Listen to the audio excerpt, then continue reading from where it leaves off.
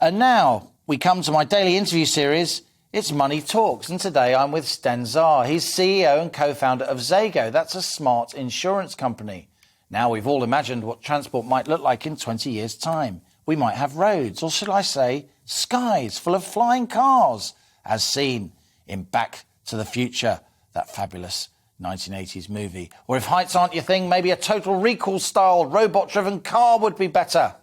Either way, technology is fast evolving. And according to research, 36% of Brits are already using electric or hybrid vehicles, e-scooters or transport apps. But how do we insure these new types of vehicles? Sten believes the insurance industry needs to catch up with the fast-paced development of new transport technology. And Zego insures many public e-scooters that can be seen around Europe's cities, becoming the UK's first insurance unicorn. That's a company worth £1 billion in 2021. And here he is in the studio. It's Sten Saar, the CEO of Zego, my latest guest on Money Talk.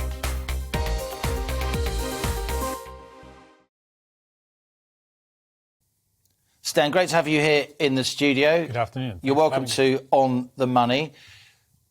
Why is the existing insurance industry, in your view, so behind the times? Well, the world is evolving rapidly. Like today, you can see that there's so many self-driven cars out there, but the technology is out there to be fully autonomous, for example. And insurance is not necessarily taking into account the latest risk. For example, 60% of accidents happening today are because of driving because of mobile phone. Mobile phones did not exist 10 years ago. Yeah. So, and I think it's very important that we constantly evolve and take into account new risks. So in that sense, you think autonomous vehicles that drive themselves are safer than vehicles that you drive, because if the vehicle's driving itself, you're less likely to be on your phone? Yes, absolutely. At Zego, we have a vision that by 2040, it'll be fully autonomous. There will be cars out on the road that do not have a steering wheel. There will be cars that are one-person cars, two-people cars, and so forth. And that means it'll be no accidents, it'll be no traffic jams, and it'll be so much more safer on our roads for all of us. I mean, some people will be listening thinking that's completely mad. How can we rely on the technology? Computers go wrong all the time. What could possibly be safer than a human being with all those human instincts driving a car? How sure are you that it is much safer? It is. When you look at the statistics of a car having an accident and a person having an accident, and on a large scale, you'll see that it is so much safer. Take airplanes, like there's 99% of the time driven by a computer, right? So, but not the takeoff and landing. Well, I don't think that's far off either. And with cars, you can see technology already exists. It's out there and it works. It's just a matter of the surrounding services and infrastructure to put in place. From regulatory point of view, all the way through to maintenance, insurance, and other parts. So I think if we really want to be in a place where it's so much safer, cleaner, and autonomous, then we do need to all thousands of companies come together and think what's their role to enable it. Do you come to this then from an insurance background, a tech background, a general business background, or all three? Yeah, well, personally, this is the first insurance company, but I come from a technology background.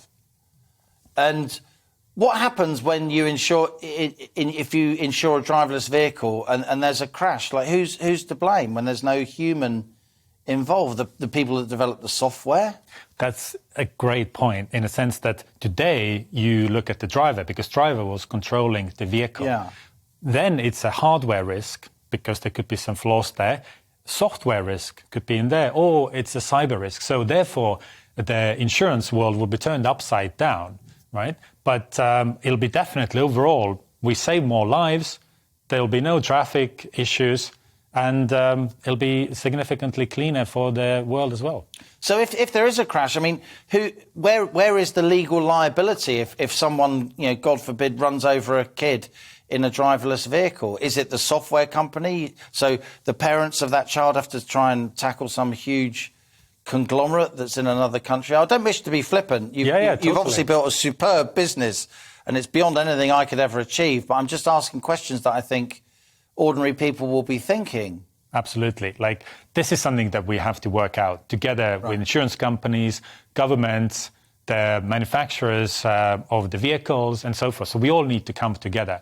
Technically speaking, technology is there. So this is the element of bringing together those parts and having a conversation, because the ultimate outcome will be significantly better than it is today.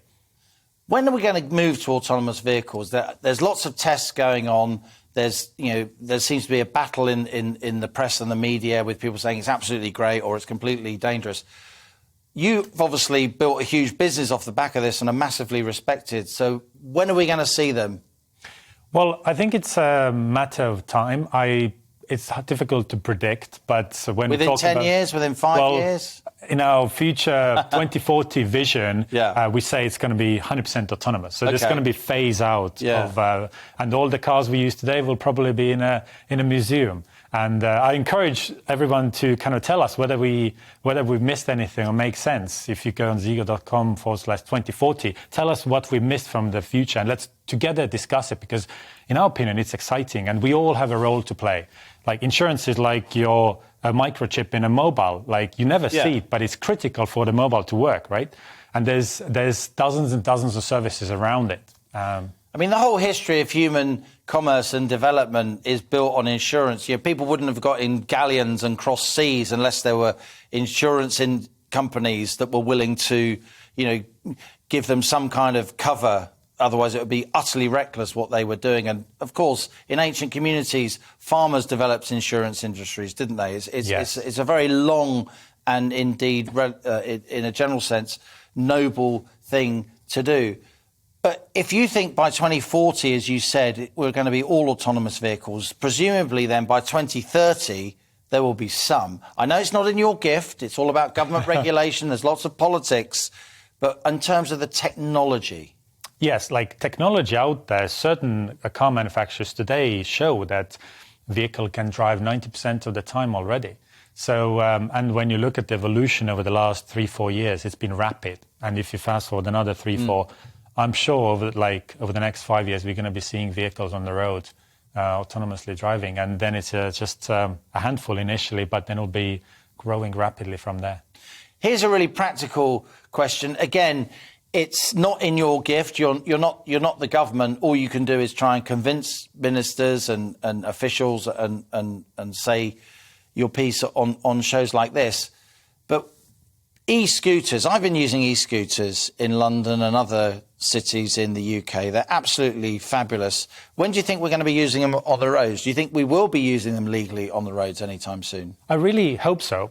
Again, when I fast forward decades, I could see that this is one type of a vehicle. Well, in our 2040 vision, there will be one-person car standing up in a little box, and it's a car, and you just do your readings, whatever you want to do, and that takes you from A to B. So in e-scooter sense, it's just one of the many vehicles that will be developed over the next 10 years that will then make the city a much greener place and quicker to go from A to B. There's, of course, with new vehicles, things to iron out, and insurance has a role to play. I'm very happy that we've played a key role there, making sure that multiple companies can actually get the products on the road and in customers' hands. Because initially they were all considered as cars and charge insurance like it's a car, but it's a very different risk in that sense. Well, Sten, I meet lots of interesting people in this job, and you're right up there. You really are a trailblazer technologically and financially. I wish you all the best of luck, and I look forward to seeing which of your predictions come true. Sten Saar, you are the CEO and founder of the insurance specialist Zego. Thanks a lot for coming here on Money Talks.